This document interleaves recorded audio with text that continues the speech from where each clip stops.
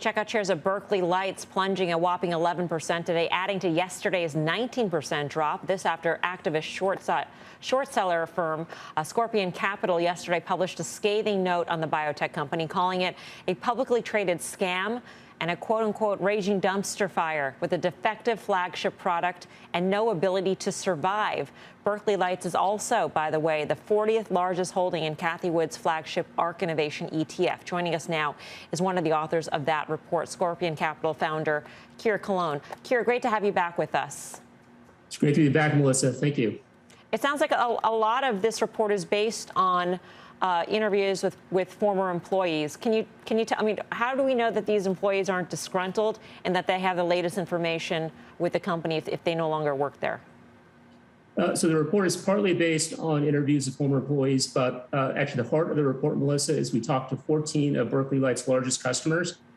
The company sells a laboratory instrument that's used for screening cells. The use case is drug development. The customers are large pharmaceutical and biotech companies. So, you know, the most important thing to verify as part of the research was what do customers think about the product. So we talked about 7 ex-employees. We talked to 14 large customers. These are not, you know, rinky-dink customers. We talked to Amgen. We talked to Bristol Myers. We talked to, you know, Takeda, AbbVie, Novartis. You can just go down the list. And the feedback from all 14 customers was extremely negative. They told us that the product, which is overpriced to begin with, at a shocking $2 million, that the product basically doesn't work. It doesn't do what it purports to do. And in many cases, they just mothballed it. They don't even use it after spending $2 million, which is extremely damning information.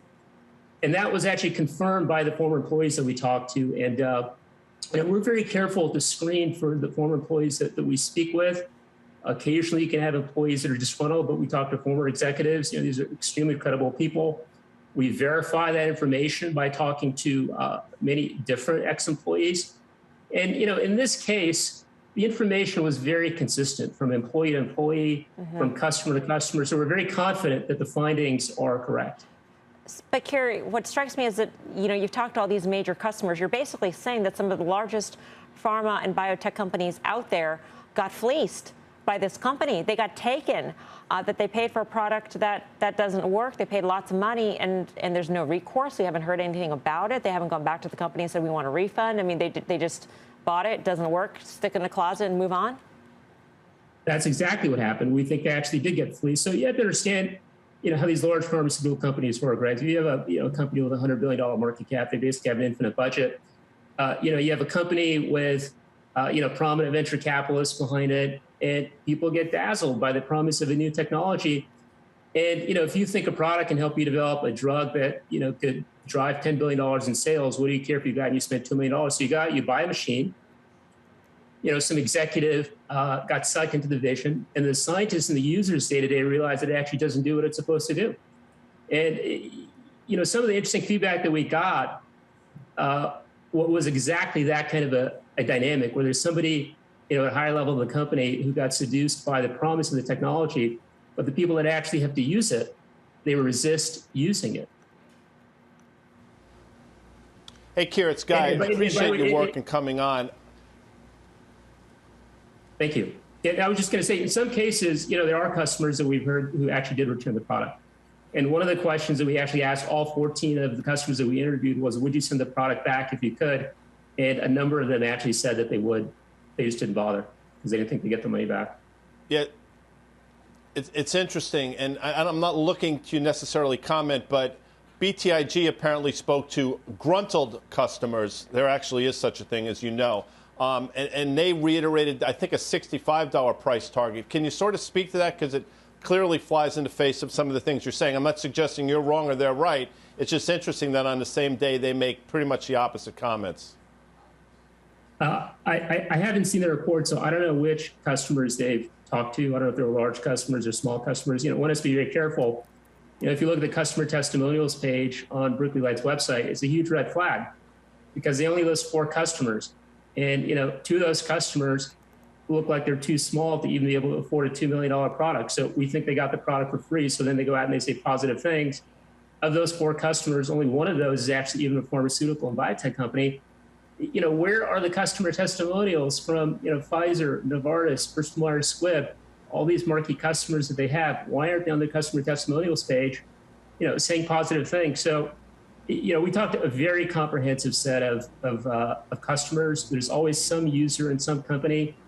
You may have, some sort of a positive experience with the technology. There are some one-off, use cases where people pay $2 million for the machine.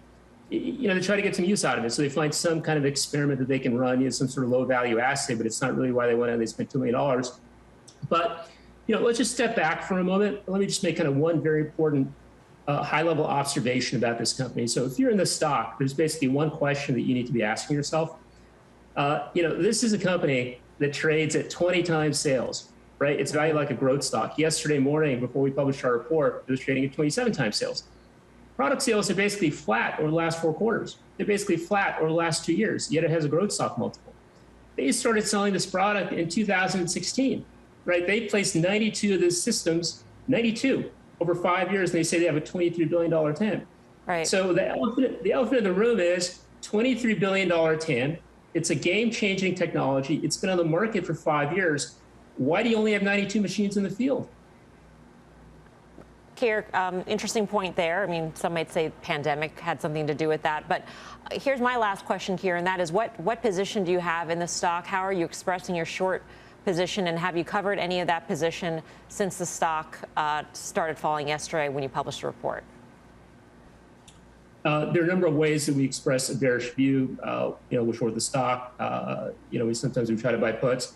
We don't comment on day-to-day trading activities, but what I will say is this is a core long-term holding for us. This is a very high conviction short. It's a large position. When I was on a few months ago, we talked about QuantumScape. It's still a core short for us. So we don't publish research. We don't put our name behind an idea unless it's something that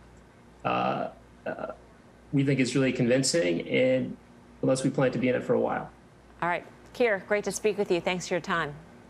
Thank you for having me. Cologne of Scorpion Capital. We did just receive a statement in response to this report from Berkeley Lights. They tell us, we have strong and continued confidence in our business, technology, customer relationships, and the value we deliver. The Berkeley Lights technology enables our customers to find the biology that cures disease. The report from Scorpion, a self-proclaimed short seller, contains highly misleading statements, groundless claims, and a clear lack of industry understanding. It is important to note that Scorpion never reached out to us prior to the publication of their report. We believe the sole purpose of the report was to serve the short seller's interests at the expense of Berkeley Lights shareholders. Berkeley Lights is well positioned to continue to drive customer success, execute our business strategy. Obviously, the report, whether or not it's true, the report has had an impact on the stock, Tim. We've run into the situation time and time. I mean, Keir had mentioned that he was on this show talking about his short of QuantumScape not too long ago as well. We've seen it time and time again. Big report, flashy headline, huge dive in the stock. Short sellers are controversial. It's also the hardest thing to do, and I'll let his reporting and the company's statement and assertions of fact, go toe to toe and let that play out. One of the things I thought was as interesting about his assertion to the downside is also, I think he used the word VC pump, and that the community of folks that have been investing in this, and that this is also symptomatic of broader investing out of the VC clubbiness and the SPAC world. So, part of this, I think, is really also just the dynamic of where there's a lot of froth and misperception and groupthink and group investing that's sometimes self-fulfilling. And I think that element of this criticism is very interesting, and I think has some credence.